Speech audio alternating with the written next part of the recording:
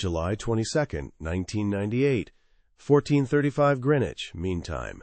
Imperial War Museum, Duxford, Hangar 5. Amidst the lingering scent of hydraulic fluid and old canvas, Mr. Adrian Sellers, the museum's lead restoration engineer, paused his work. He was carefully disassembling a Wright R182097 Cyclone engine, archive tag #B-17, G-ANG3-Mod 1, recovered from a Dutch polder 12 years prior. His gloved fingers traced a small, greasy, non-standard valve assembly that simply wasn't on any of the official Boeing or Wright aeronautical blueprints, specifically drawing number 47B12338. It was an anomaly, a mechanical ghost, and Sellers felt a jolt of historical curiosity that cut through the afternoon's fatigue.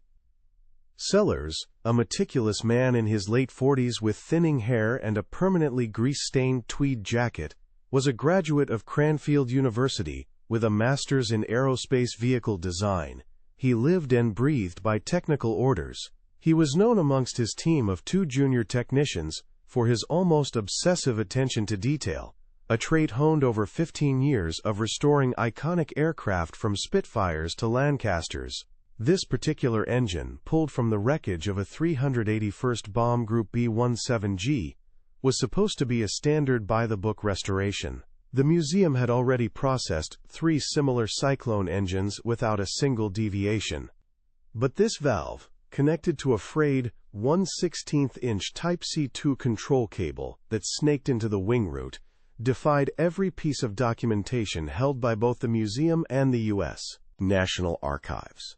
It wasn't just crash damage. Its placement was too deliberate, too clever. It felt heavier in his hand than its mere 2.5 pounds would suggest, weighted by a secret kept for over 50 years. A man who habitually chewed on the end of an unlit pipe, when deep in thought, Sellers placed the valve down on a clean blue cloth next to a set of calipers measuring 0.001 of an inch. He immediately walked over to the lab's new Packard Bell computer and contacted Ms. Eleanor Vance at the 381st Bomb Group Association Archives in the United States. He attached a grainy 640 by 480 pixel digital image, a technological marvel for 1998, with a detailed description of the part, referencing its position relative to the main oil pump and the General Electric B-22 turbo superchargers, 3/8-inch external oil line. His email was short and direct. "Eleanor, have you ever seen anything like this? It's not on any official parts list. Regards, Adrian." The reply, which arrived 48 hours later, wasn't a technical document. It was a scanned transcript from a 1987 veterans reunion. The transcript contained the words of a former 534th Squadron flight engineer, Technical Sergeant Marcus Thorne, who had passed away in 1991. In a rambling, heartfelt speech after 2 whiskeys, Thorne had said, "They talk about luck, about prayer, but I'll tell you what got us home from Berlin on 2 good engines and 2 cripples. It was Joe Harlick's little red handle." That phrase, Joe Harlick's little red handle, was the key. For Adrian Sellers and Eleanor Vance, it connected the physical evidence of the mystery valve to a forgotten legend, an oral history that had never made it into the official after-action reports, written by officers like the 381 Saints commander, Colonel Harry P. Leber, Jr. It was the first irrefutable proof of a secret that saved 180 lives. Before I tell you how Master Sergeant Joseph P. Harlick, a self-taught mechanic from Johnstown, Pennsylvania, with no formal engineering degree, and his clandestine team of ground crewmen, managed to invent a device that allowed a 32-ton B-17 Flying Fortress to fly home on just 2 engines, comment here where you're watching from and subscribe to the channel. Believe me, you're not going to want to miss the story of the Harlick Bypass, the unauthorized, life-saving modification that the Luftwaffe never knew existed and the U.S. Army Air Forces tried to keep buried. This is the story of how a few feet of scavenged cable, a P-47 hydraulic valve, and one NCO's sheer genius changed the odds in the most brutal air war in history. The autumn of 1943 was the crucible for the 8th Air Force. Under the command of Major General Ira C. Eaker, the entire strategic doctrine of high-altitude, daylight precision bombing was on the verge of collapse. The losses were staggering. On a single mission to Schweinfurt, on October 14, 1943, a day forever known as Black Thursday, the 8th lost 60 B-17s, a catastrophic 21% loss rate. For the 381st Bomb Group stationed at RAF Ridgewell, that day cost them 7 bombers and 70 men. The air over Essex was thick, with the scent of high-octane aviation fuel and the palpable tension of men who knew the odds were stacked against them. RAF Ridgewell, designated USAAF Station 167, was a sprawling, muddy patch of England carved out of the Essex countryside. It was a world of Nissen huts, freezing rain, and the constant deafening roar of Wright R-182097 Cyclone engines being tested. The 381st Bomb Group, under the command of Colonel Harry P. Leber, Jr., a pragmatic 1938 West Point graduate, was one of the premier heavy bombardment units in the 1st Bombardment Division. Leber, a man with a sharp jawline and eyes that had seen too many empty bunks, knew that the official technical orders from the Air Technical Service Command, ATSC, weren't enough to keep his 800 men alive. Between September 1st and November 1st, 1943, his group had lost 28 aircraft, a reality that weighed on him more than the 4 stripes on his shoulder. The clang of wrenches on metal was the bass rhythm of a desperate fight for survival. The primary architects of this carnage were the elite fighter pilots of the Luftwaffe's Jagdgeschwader, specifically units like JG-1 and JG-26. Flying the formidable Focke-Wulf FW-190A6 and Messerschmitt Bf-109G6, aces like Oberstleutnant Josef Pips Priller had perfected the devastating head-on attack. Their primary weapon wasn't the machine gun, it was the wing-mounted 20mm MG-151 cannon. Each cannon could fire 750 rounds per minute, and its specialized Minengeschoss high-explosive ammunition would detonate on contact with the B-17's thin aluminum skin. The sound was a terrifying thump, thump, thump as the 100-gram shells tore through the engine nacelles, turning the intricate machinery into a storm of shrapnel and fire. A 12-fighter company front attack was over in less than 4 seconds. But the damage was permanent. This specific form of attack ruthlessly exploited the B-17's most critical vulnerability, its engines. Each 200 horsepower Wright R-182097 Cyclone relied on a General Electric B-22 turbo supercharger to maintain performance in the thin air above 20,000 feet. The fatal flaw was the turbo's lubrication system. An unarmored 3/8-inch external oil line, part number AN62706, fed the turbo's high-speed bearings. A single piece of flak, or a 20mm cannon shell, was all it took to sever that line. The result was a catastrophic hemorrhage of the engine's entire 29-gallon oil supply in under 90 seconds, followed by the high-pitched metallic scream of a seizing engine. This was the problem that obsessed Master Sergeant Joseph P. Harlick. A self-taught mechanical prodigy from Johnstown, Pennsylvania, Harlick was the crew chief for the 534th Bombardment Squadron. He had no formal engineering degree, just a certificate from the USAAF Aircraft Mechanic School at Chanute Field, Illinois, from the class of '41, and a lifetime of experience in his family's garage. Harlick, a man of average height with hands permanently stained with grease and a habit of chewing on a cold cigar butt, could diagnose an engine's ailment by its sound alone.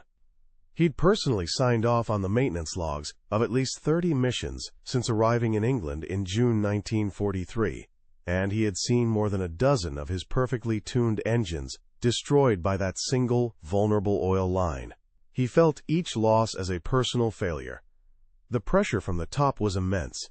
General Henry Hap Arnold, the head of the USAAF in Washington, D.C., was demanding results from Major General Eaker's combined bomber offensive.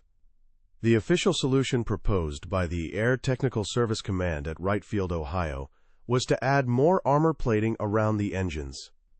But this was a clumsy fix that added nearly 400 pounds of dead weight per aircraft, reducing its range and bomb load.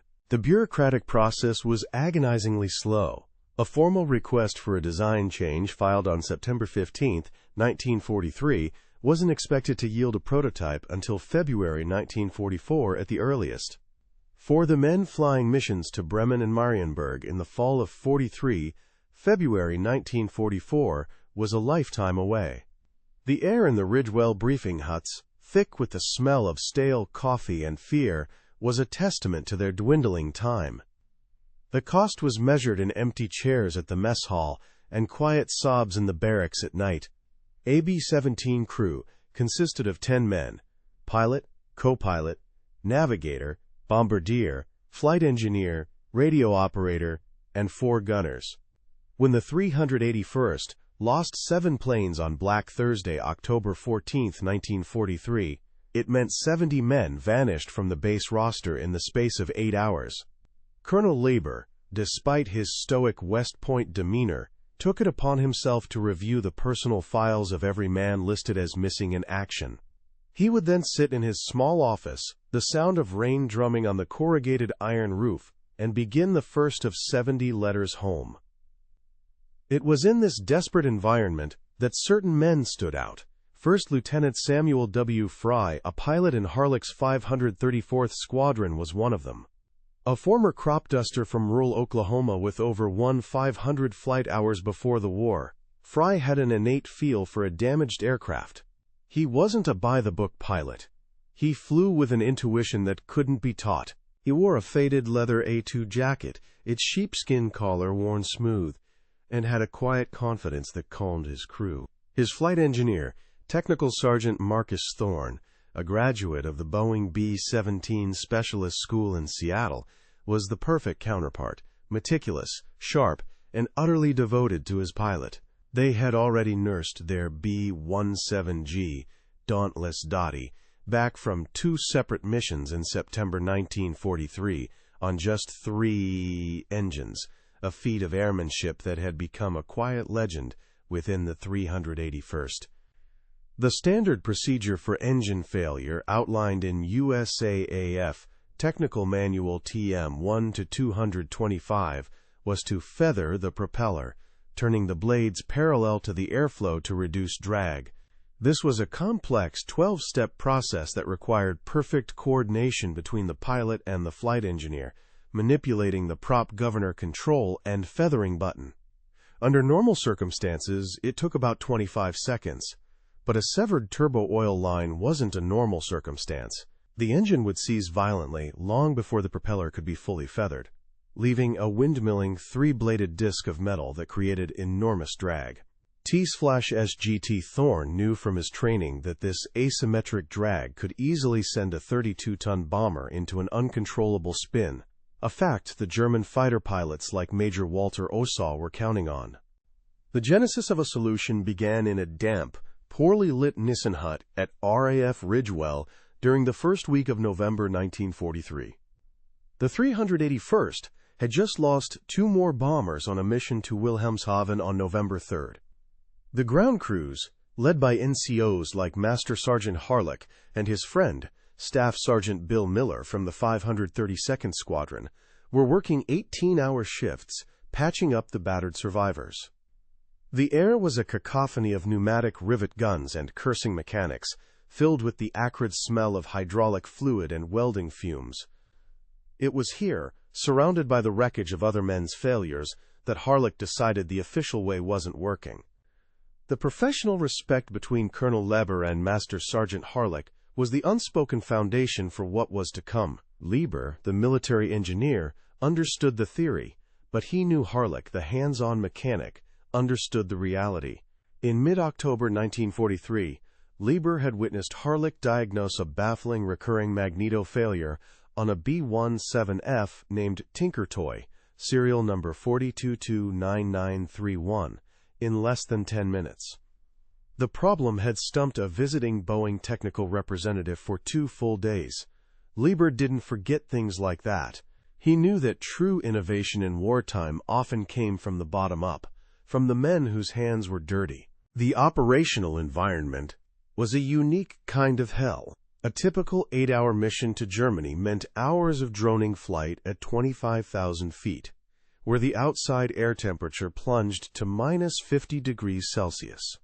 The crewmen, bundled in their bulky, electrically heated Type A9 flight suits and gulping oxygen through rubber masks, were in a state of constant, freezing exhaustion. The roar of the 4.1 200-horsepower engines was a physical presence, a vibration that seeped into your bones. Then came the flak, the jarring of German 88mm shells fired by the batteries under General Oberst Hubert Weiss's command, filling the sky with black puffs of death.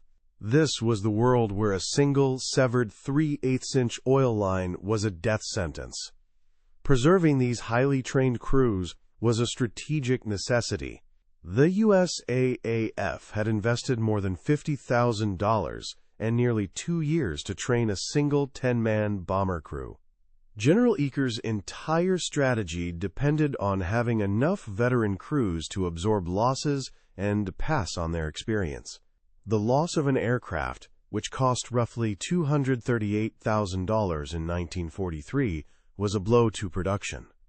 The loss of its crew was a blow to the very heart of the air campaign, a loss of irreplaceable combat knowledge that men like Lieutenant Fry possessed. The latest technology arriving at Ridgewell was focused on defense.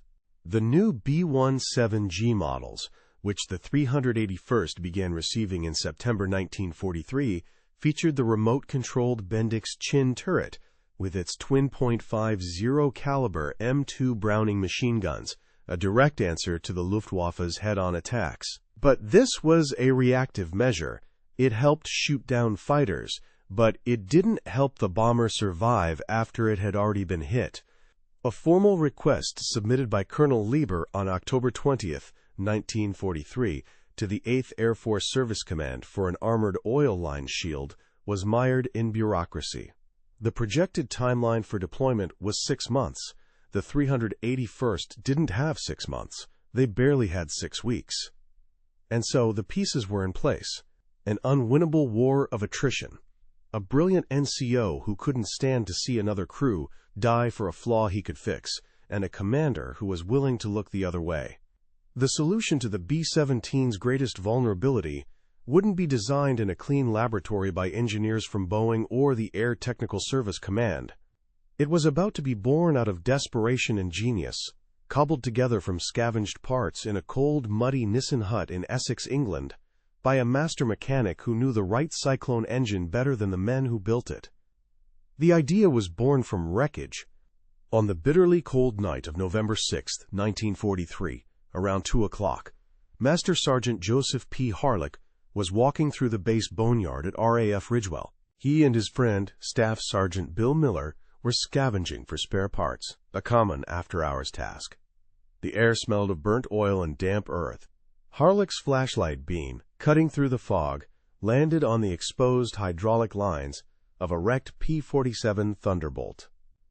He stopped, his gaze fixed on a small, rugged Pesco model 283 hydraulic valve used for the landing gear. In that instant, surrounded by mechanical death, Harlick saw a way to cheat it.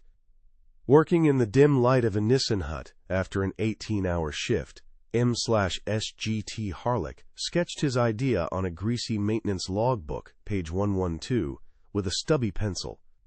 The concept was audacious in its simplicity.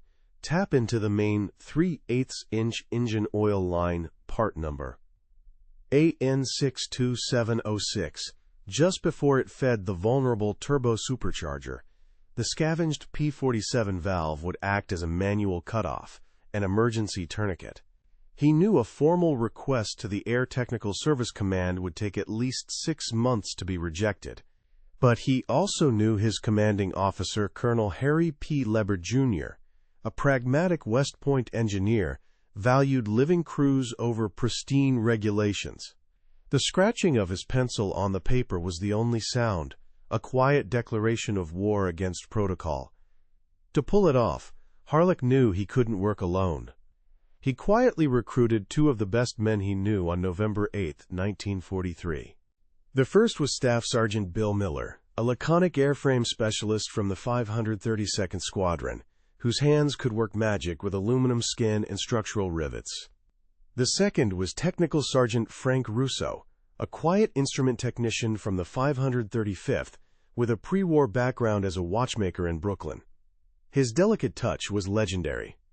They formed a clandestine team of 3, working from midnight until 4 o'clock in a locked-off corner of Maintenance Hangar 3. Their only payment was lukewarm coffee and the shared, unspoken belief that they could stop the flow of telegrams back home. The constant, low hum of the hangar's generator was the soundtrack to their conspiracy. The first concrete step was a midnight raid. On November 9, 1943, around 1:30, Harlick and Miller returned to the Boneyard with a toolkit muffled in canvas rags. Their target was a specific P-47 Thunderbolt, serial number 4275118, which had crash-landed 2 weeks prior. In the dead quiet, broken only by the distant rumble of a supply truck, they carefully removed the Pesco Model 283 hydraulic valve. The metal was cold and slick with hydraulic fluid, its 3.2-pound weight feeling impossibly heavy in Harlick's hands. It was the first piece of their puzzle, an act of unauthorized requisition that could have landed both men in the stockade. While Harlick and Miller worked on the hardware, TSGT Frank Russo tackled the far more delicate problem of the control system. The plan required running a 1/16-inch diameter, Type C2 shielded control cable from the engine nacelle through nearly 40 feet of the B-17's intricate wing structure and into the cockpit. Russo, with his watchmaker's patience, spent 2 nights, November 10th and 11th, meticulously threading the cable through the wing ribs of a scrapped B-17F. He used a custom-made fish tape and a series of rubber grommets to ensure the cable wouldn't chafe against the aluminum frame, a failure that could render the entire system useless. The faint forcing of the wire being pulled through the wing was a sound of painstaking progress. The first full prototype was assembled on the night of November 12, 1943, using the salvaged B-17F Tinker Toy, serial number 4229931, as their secret test bed. Under the stark glare of a single 60-watt bulb, Harlick made the critical cut into the engine's main oil line. The smell of fresh-cut metal and the coppery tang of leaking 1120 grade aviation oil filled the cold air. As he was tightening the final fitting, Colonel Harry P. Leber Jr. appeared out of the shadows on his nightly inspection. He watched Harlick for a full 30 seconds, his face unreadable. Then, the colonel gave a single, almost imperceptible nod and walked away without uttering a word. That silent gesture was all the authorization Harlick needed. It was a pact of trust between a commander and his master sergeant. With the mechanical linkage proven, TSGT Russo focused on the cockpit interface. He fabricated a simple T-handle from a spare piece of aluminum, painting it bright red with paint scraped from a fire extinguisher mount. Using a Dymo label maker borrowed from the supply office, he created a small black label that read, "Turbo Oil Cutoff." This handle, requiring a firm 3-inch pull to activate the valve, was mounted discreetly on the lower left side of the flight engineer's panel. On the evening of November 14, 1943, the team tested the mechanism from cockpit to engine over 100 times. Each pull was met with a satisfying, solid clunk from the valve in the engine nacelle, a sound of mechanical certainty. Keeping the bypass a secret wasn't about locked doors. It was about absolute trust. Harlick, Miller, and Russo implemented a strict need-to-know protocol. The only other ground crewman initially briefed was Sergeant Ed Vance, another highly respected crew chief from the 533rd Squadron.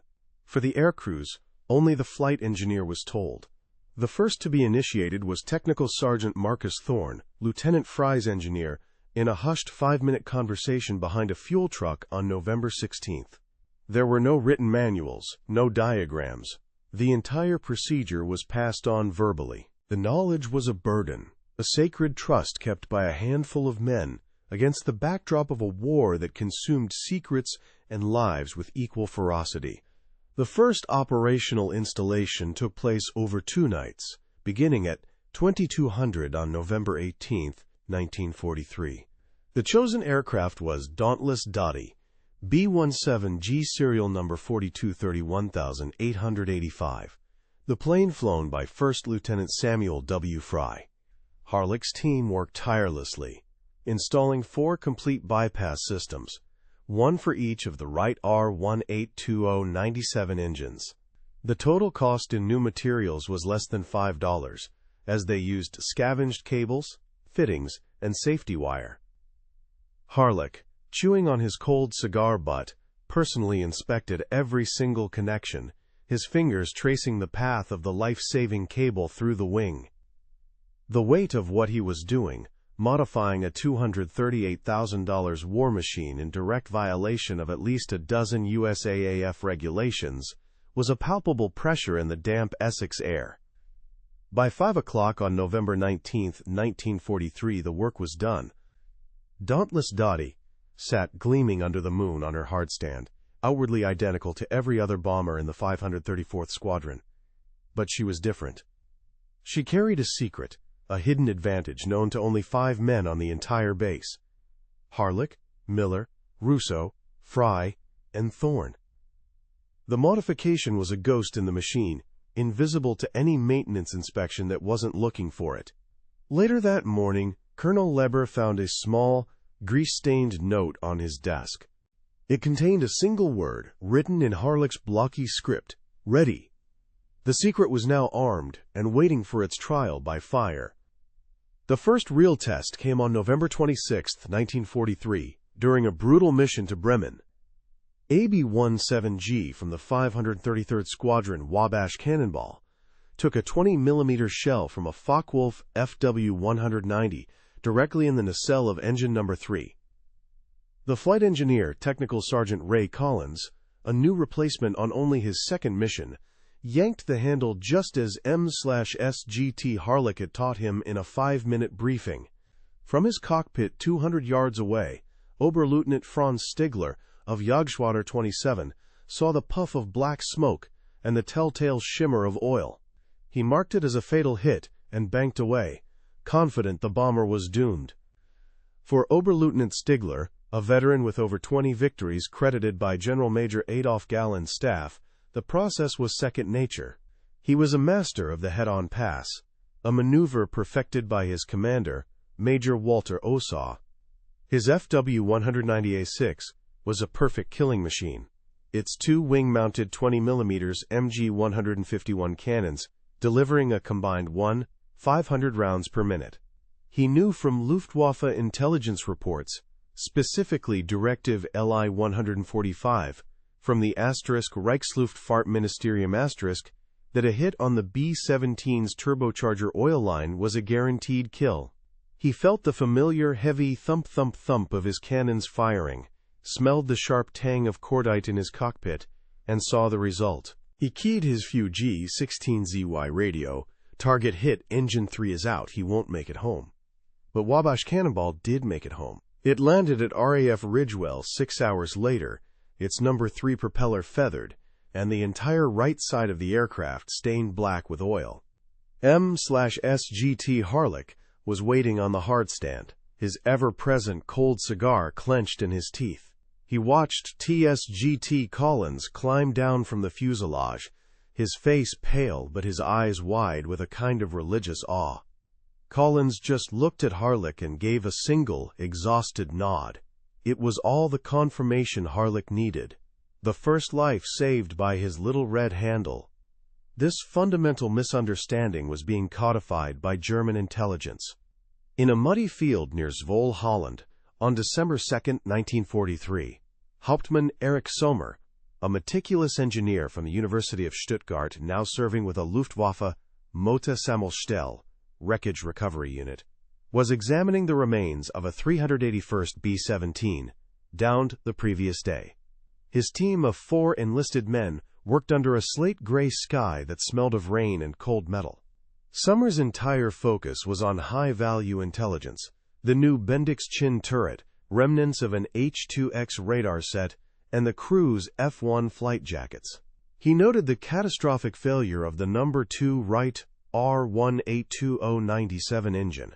Its 3/8-inch AN62706 oil line clearly severed by a 20mm shell fragment. Nearby, a small, greasy Pesco hydraulic valve lay in the mud, which he dismissed in his report, number LW-2343, as inconsequential debris from the landing gear system, torn loose in the crash.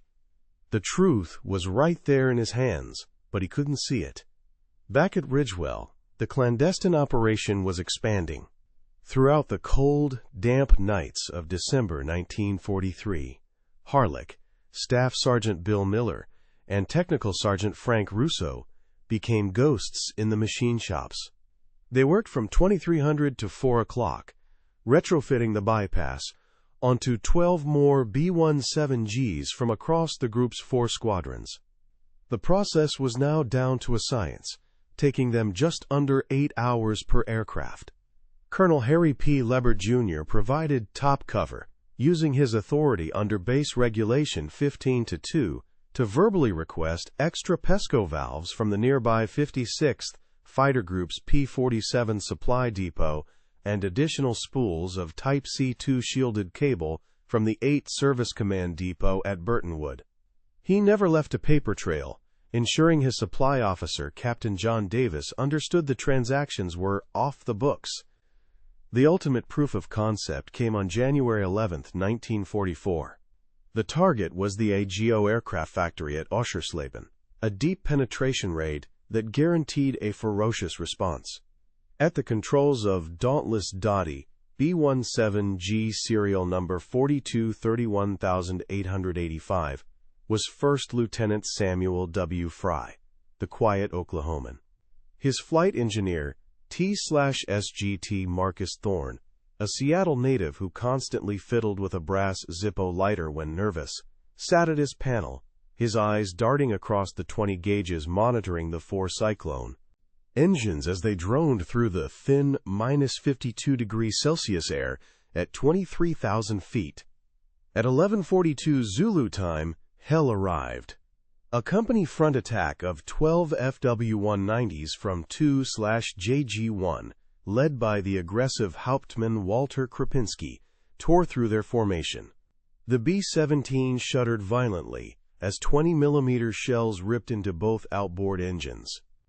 T/SGT Thorne saw the oil pressure needle on the Type AN 5771T4 A gauge for engine number 1 plummet from a healthy 75 psi to 0 in less than 3 seconds.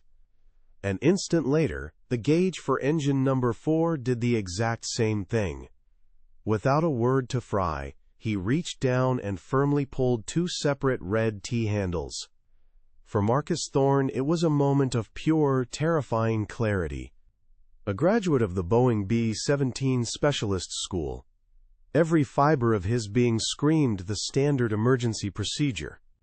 But the hushed 10-minute briefing he'd received from M/SGT Harlick behind a fuel truck 2 months prior overrode everything. He felt the solid clunk as the first valve closed, then a second clunk for engine number 4. He had just isolated the turbo oil lines, saving the core of both engines from catastrophic oil starvation. Only then did he calmly get on the intercom, his voice betraying no panic. "Skipper, we've lost oil pressure on 1 and 4. Feathering them now." He initiated the standard 12-step feathering procedure. The engines didn't seize, they didn't explode. The props spun into the wind, clean. The air in the cockpit still smelled of cordite and ozone from shorted wires, but not the sickeningly sweet smell of burning engine oil. Feldwebel Kurt Gabler, flying on Hauptmann Krupinski's wing, watched his cannon shells strike home. He saw the classic signs of a mortal wound: two plumes of black smoke, followed by the long, iridescent trails of hemorrhaging oil from the B-17s' outboard engines. It was a perfect shot, a confirmed kill by every metric he'd been taught since flight school in 1942. He keyed his radio. "Kati 1, this is KATI 2. Target on the left is burning. 2 engines gone. He is finished." Gabler immediately broke hard to the right, searching for his next victim in the swirling dogfight, never giving the crippled bomber a second thought. For Lieutenant Fry and his co-pilot, Second Lieutenant David Chen, the fight for survival had just begun.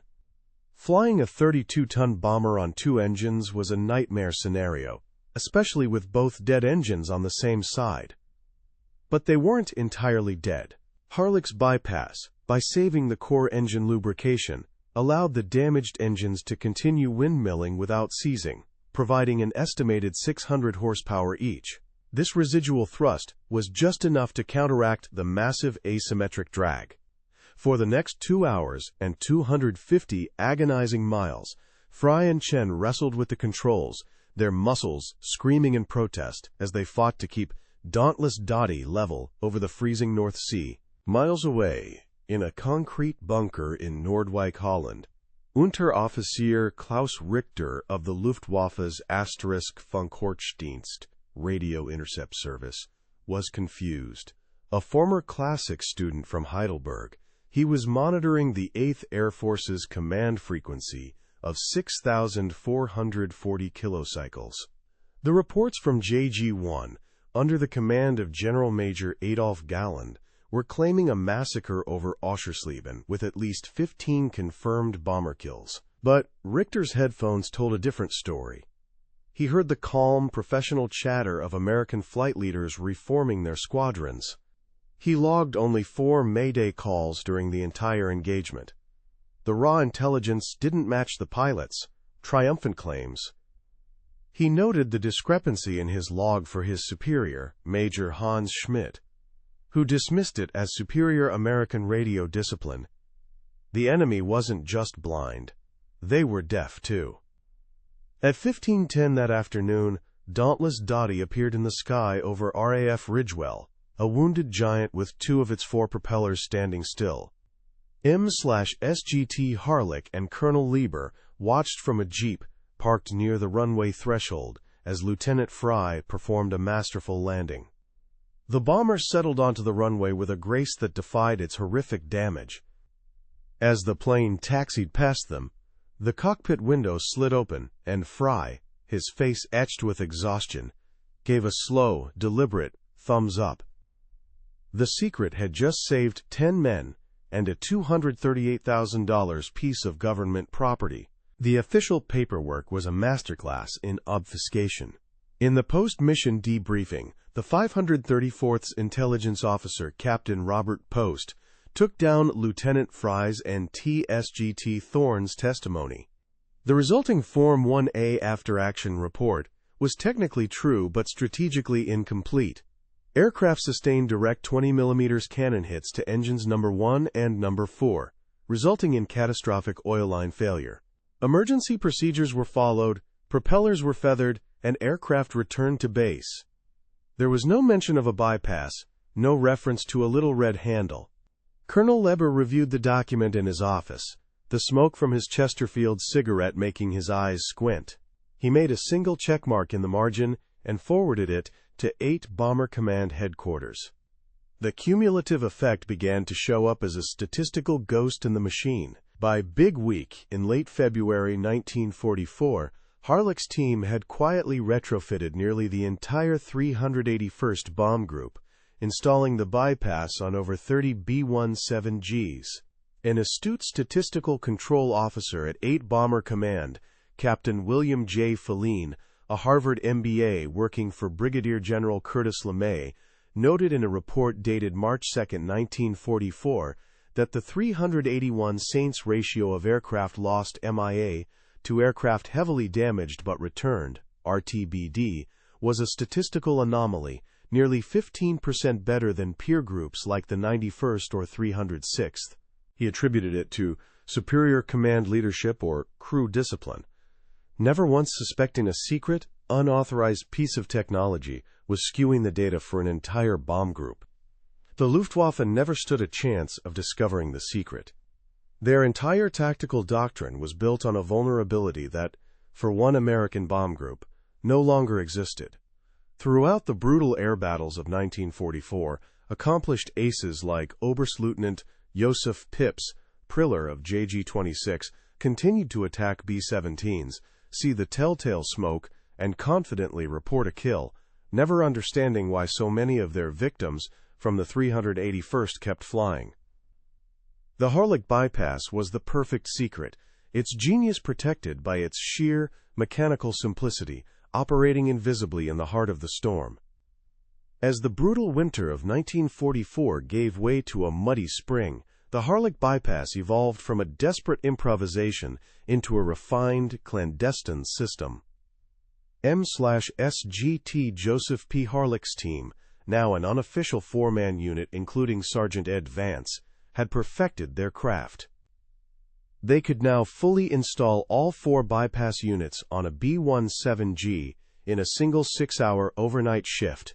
Colonel Harry P. Leber Jr. had streamlined the supply chain, arranging for misdirected shipments of at least 20 Pesco Model 283 valves from the 56th Fighter Group's depot at Halesworth. By the time the 8th Air Force launched its first massive 1,000 bomber raid on Berlin on March 6, 1944, every one of the 381 Saints 36 participating aircraft was equipped with the little red handle. The air in Hangar 3 smelled less of desperation and more of quiet, systematic defiance. On that very mission to Berlin, the bypass proved its worth yet again. A B-17G from the 535th Squadron, Vicious Virgin, serial number 4297543, was bracketed by flak over the target. A piece of shrapnel the size of a fist tore through the nacelle of engine number 4, severing the turbo oil line. The flight engineer, Technical Sergeant David Ross, a 21-year-old from Ohio on his 15th mission, didn't hesitate. He yanked the handle. The hemorrhaging stopped. The crew made it the 500 miles back to Ridgewell, the feathered prop a badge of honor, not a death sentence. The strategic impact was becoming a statistical ghost that haunted the 8th Air Force headquarters at High Wycombe. By April 1, 1944, M/SGT Harlick's team had modified 45 bombers. A follow-up report by Captain William J. Feline noted that the 381st Bomb Group's return to base damaged RTBD rate was now an incredible 22% higher than the 8-bomber command average. When questioned, Colonel Lieber, a West Point graduate who knew how to navigate bureaucracy, attributed the success to enhanced crew training in damage control, a perfectly plausible and unverifiable explanation. The truth was that Harlick's scavenged parts, costing less than $200 in total, had saved at least 12 aircraft worth over $2.8 million, and more importantly, the 120 experienced airmen inside them. The low, constant hum of activity at Ridgewell was the sound of a group that had found a way to bend the odds. But the secret carried its own terrible weight. On a mission to Brunswick on March 29, 1944, a brand-new flight engineer, Sergeant Leo P. Vance, no relation to Ed Vance, froze for a critical 10 seconds after his number 2 engine was hit. By the time he pulled the handle, the engine had already begun to seize. The B-17, Patches, fell out of formation and was swarmed by 3 Bf-109s from Jagdgeschwader 3. There were no survivors. M/SGT Harlick took the loss personally, his face grim as he reviewed the maintenance log. The incident led him to refine the verbal briefing given to every new engineer, a stark, 3-minute drill on the importance of acting in under 5 seconds. The cold metal of the red T handle felt heavier after that day. Meanwhile, the Luftwaffe remained utterly oblivious, blinded by their own doctrine. An intelligence summary dated April 10, 1944, compiled by the staff of Oberst Werner Junk, at the headquarters for ×2.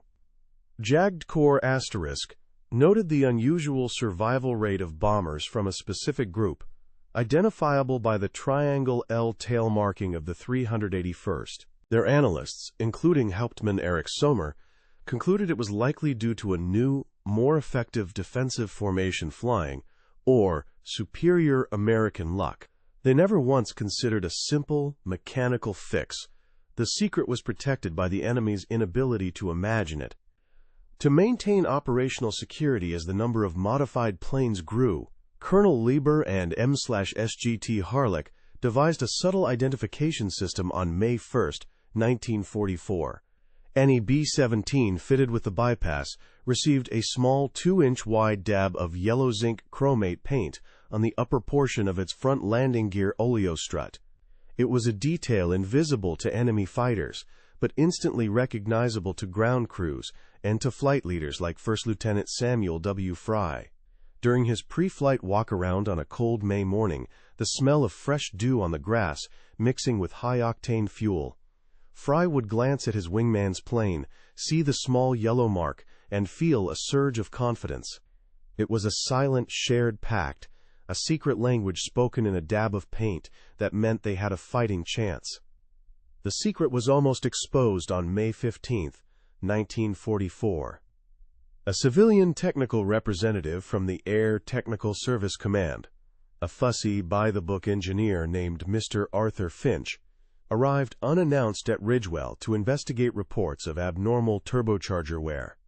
Panic set in. Harlick and Staff Sergeant Bill Miller worked frantically through the night, the air in the hangar thick with the smell of hydraulic fluid and their sweat, to temporarily remove a bypass system from Dauntless Dottie, which was scheduled for Finch's inspection. Colonel Lieber, in a stroke of genius, intercepted Finch at the main gate and took the man on a 3-hour tour of the base's perimeter drainage system, discussing soil composition until Finch was bored into submission. By the time he reached the hangar, the B-17 was pristinely, regulation perfect. The ultimate contribution came on the most important day of the war. On June 6, 1944, every one of the 381st Bomb Group's 36 bombers dispatched to support the D-Day landings was Harlick equipped.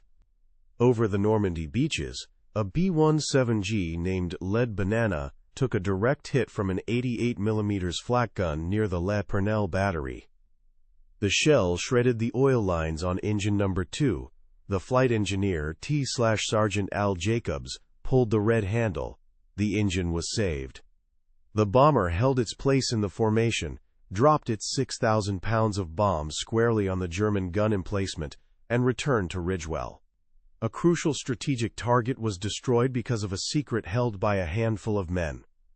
By the late summer of 1944, with the 381st having modified over 58 of its B-17Gs, the bypass was an open secret within the group, a piece of revered folklore. It was no longer a conspiracy, but a sacred trust. The Harlick briefing became a rite of passage for every new replacement flight engineer, usually delivered by TSGT Marcus Thorne himself, within 24 hours of their arrival. The setting was always Hangar 3, the massive silhouette of a bomber looming behind him, the air thick with the smell of oil and the palpable weight of responsibility. Conservative estimates, based on after-action reports cross-referenced with maintenance logs by Colonel Lieber, now credited the bypass with saving at least 18 aircraft and the 180 men who flew them. As the war entered its final stages in early 1945, the strategic landscape changed. The arrival of long-range P-51 Mustang escorts, commanded by General James Doolittle, had broken the back of the Luftwaffe. The head-on attacks that had made the bypass necessary were becoming rare. The secret's work was largely done. On VE Day, May 8, 1945, M/SGT Harlick and his crew began their final clandestine mission, systematically removing the bypass units from the 381 Saints surviving bombers before they were flown back to the United States. The little red handles, the shielded Type C-2 cables, and the scavenged PESCO valves were tossed into a scrap metal bin, their existence wiped from the official record. The secret wasn't written down, it was carried home in the quiet memories of the men who owed their lives to Joe Harlick's little red handle. For over 5 decades, the secret lay dormant, buried not in a classified vault, but scattered across the quiet memories of aging men. The silence was finally broken on July 22, 1998, in the cavernous echoing space of Hangar 5 at the Imperial War Museum, Duxford. It was there that Mr. Adrian Sellers, the museum's meticulous lead restoration engineer, discovered the anomaly. While disassembling a Wright R182097 Cyclone engine, archive tag B-17G-ANG3-Mod1, his gloved fingers found a small, non-standard valve that defied every official Boeing blueprint, specifically drawing number 47B12338. The part felt heavier than its 2.5 pounds, weighted by a history that had refused to die. Sellers, a Cranfield University graduate with an obsessive eye for detail, knew this wasn't crash damage, its placement was too deliberate. On July 23, 1998, he sent a 640 by 480 pixel digital image to Ms. Eleanor Vance at the 381st Bomb Group Association archives in the U.S. For 48 agonizing hours, the only sound in his office was the low hum of his Packard Bell computer. The reply wasn't a technical schematic. It was a scanned transcript from a 1987 Veterans Reunion, a document preserved by the association's president, Mr. George C. Parker. It contained the rambling, heartfelt words of a former flight engineer, Technical Sergeant Marcus Thorne, who had passed away in 1991. The words cut through 50 years of silence.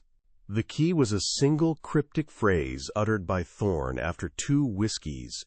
"They talk about luck, but I'll tell you what got us home from Berlin on 2 good engines and 2 cripples.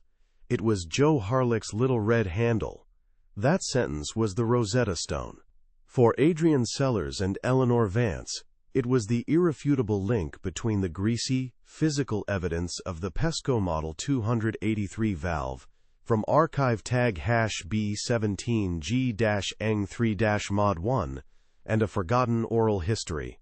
It validated decades of quiet stories whispered at reunions by men like former Staff Sergeant Bill Miller, tales that had never made it into the official after-action reports filed by officers like Captain Robert Post.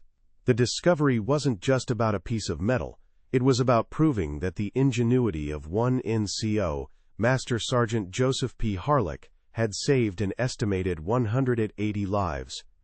The initial revelation sent a shockwave through the cloistered community of aviation historians.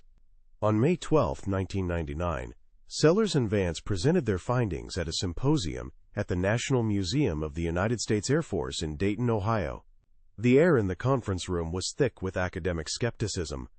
Dr. Conrad C. Crane, a respected historian from the U.S. Army War College and author of Time Bombs, Cities, and Civilians, publicly questioned the claim, citing the complete absence of any corroborating evidence in the Air Technical Service Command archives, specifically Record Group RG-18 at the National Archives.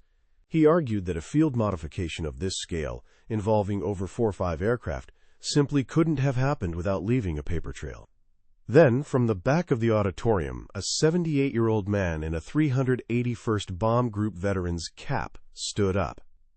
It was Staff Sergeant Bill Miller, Harlick's right-hand man.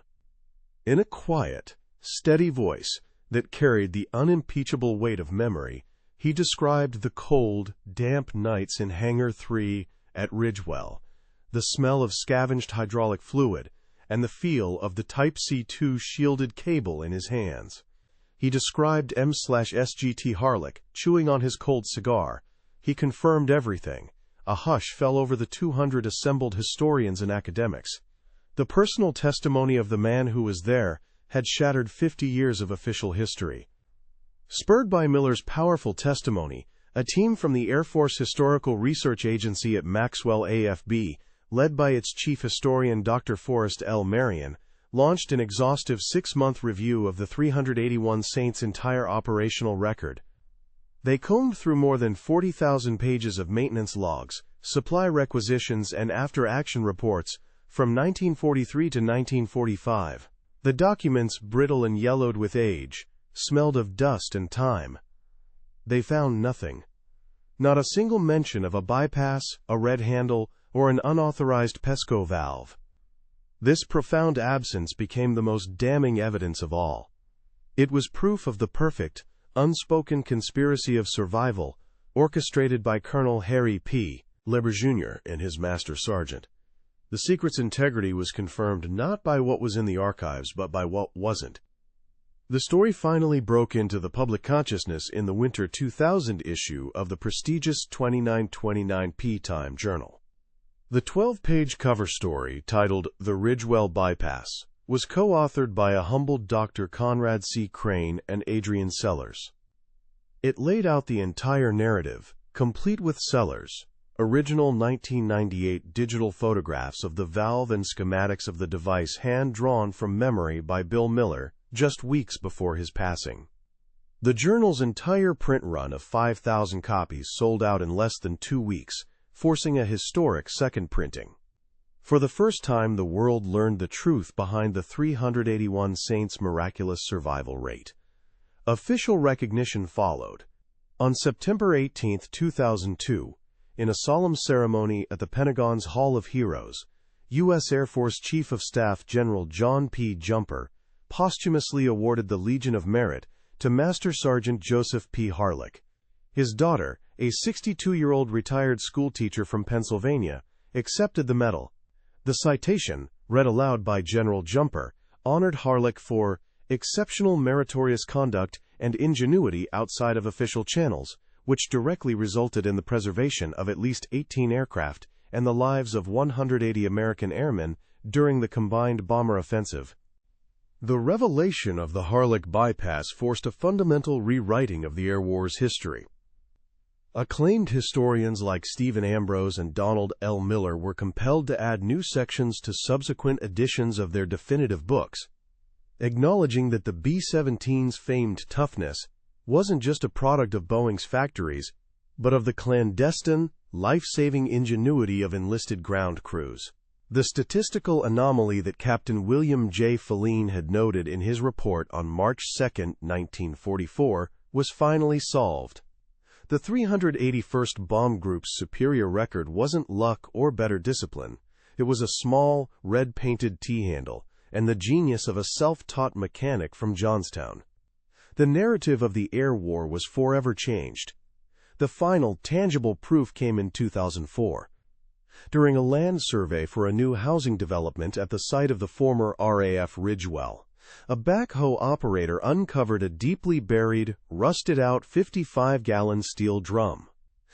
Inside, preserved in a sludge of solidified oil and grease, were 14 distinct Pesco Model 283 hydraulic valves and a tangled mass of what was once Type C2 shielded cable.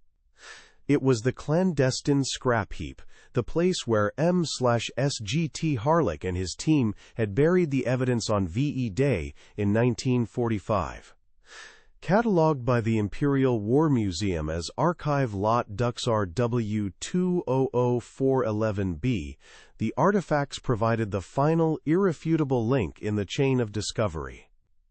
The secret was finally home. The legacy of the Harlick Bypass was cemented in a place far from the muddy fields of Essex. On September 18, 2002, under the solemn gaze of portraits in the Pentagon's Hall of Heroes, U.S. Air Force Chief of Staff General John P. Jumper presented the Legion of Merit to the daughter of Master Sergeant Joseph P. Harlick. The air, smelling of floor polish and history, was thick with emotion as the citation, based on the final 212-page report from Dr. Forrest L. Marion of the Air Force Historical Research Agency, officially credited Harlick's unauthorized modification with saving 18 B-17Gs and the lives of 180 airmen. Esteemed historians like Donald L. Miller, author of Time Masters of the Air, immediately began drafting addendums for future editions, acknowledging for the first time that the B-17's legendary survivability wasn't just a product of Boeing's Seattle factory, but of the clandestine genius of an NCO with a scavenged P-47 hydraulic valve and less than $20 worth of shielded cable per aircraft. Today, RAF Ridgewell has mostly returned to the earth. The concrete runways, once roaring with the thunder of 144 Wright R-182097 Cyclone engines, are now cracked and overgrown, the silence broken only by the wind whistling through the Essex fields.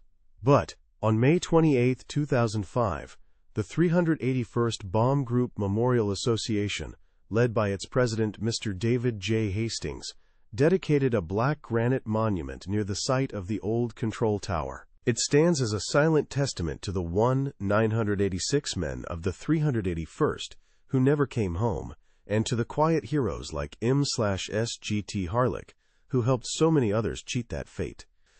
The Harlick Bypass became more than just a historical footnote. It became doctrine. At the Air Force Institute of Technology, AFIT, at Wright-Patterson Air Force Base, the story is now a mandatory case study in the AET 654 Battlefield Engineering and Innovation course. Dr. Evelyn Reed, a leading systems engineer for the A-10 Thunderbolt II program, often lectures on how the bypass's core principle, a simple, manual, damage-isolating override, directly influenced the A-10's famously redundant hydraulic flight control system, a design feature that has allowed at least 7 pilots to return to base after sustaining catastrophic damage in conflicts from Desert Storm to Afghanistan. The low, immersive hum of the A-10 flight simulator, where these lessons are taught, is a direct technological echo of the desperate problem Harlick solved in a Nissan hut nearly 80 years ago. At the Imperial War Museum, Duxford, the story found its permanent home. On July 22, 2008, 10 years to the day after his discovery, a graying Adrian Sellers, now the museum's director of collections, unveiled a new exhibit.